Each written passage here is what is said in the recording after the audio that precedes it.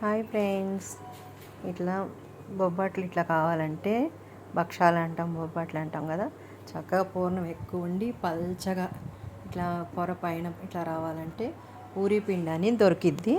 పూరీ పిండి అని గోధుమ పిండి, పూరీ పిండి అట్లా అంటే ఇవి సెపరేట్ ఇస్తాడు. ఇది బాగా వాటర్ వేసుకొని ఇంత పల్చగా ఇట్లా కలుపుకోవాలి. ఇది నానాక అట్లా వస్తుంది. అది 2 గంటలు నానబెట్టుకున్నాక శనగపప్పు కుక్కర్లో పెట్టి ఉడకబెట్టిన, అందులో బెల్లం వేసి బాగా వేపి మిక్సీ కొట్టుకుని బాండి పైన పలచగా అయితే వేపుకోవాలి.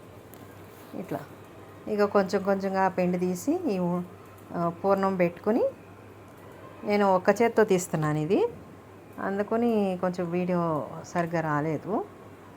ఫోన్ పట్టుకుని ఒక చేత్తో ఇది తీస్తున్నాను. ఈ భక్షాలు చేత్తో చిన్నగా ఒత్తుకుంటే చక్కగా వస్తాయి.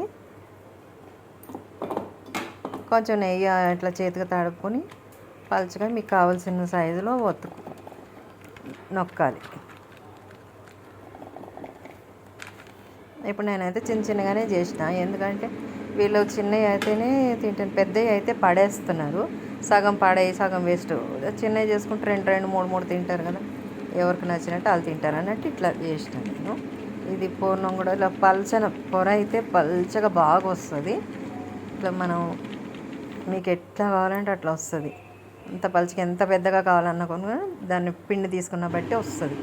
ఇప్పుడు స్టవ్ మీద బాండి పెట్టుకుని పెంకు పెట్టిన, బాగా కాలిపోయింది. అది ఈ పెంకు ఇనపదు కాబట్టి కొంచెం తొందరగా మాడుతున్నాయి. నెయ్యి పోసి అట్లా కాకుండా మీరు నాన్ స్టిక్ పెంకు పెట్టుకుంటే చాలా బాగా వస్తాయి.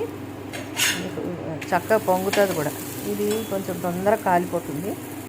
నాకు నేను నాన్ స్టిక్ పెట్టుకొని ఇది పెట్టిన, అందుకని కొంచెం మాడినట్టు తొందరగా అంటుకుంటుంది. మీకు నాన్ స్టిక్ అయితే ఎంత బాగా వస్తాయంటే చాలా బాగుంటాయి టేస్ట్ కూడా. ఇందులోనే ఆ పూర్ణంలోనే సోంపు కూడా వేపుకుని ఒక 2 చెంచాలు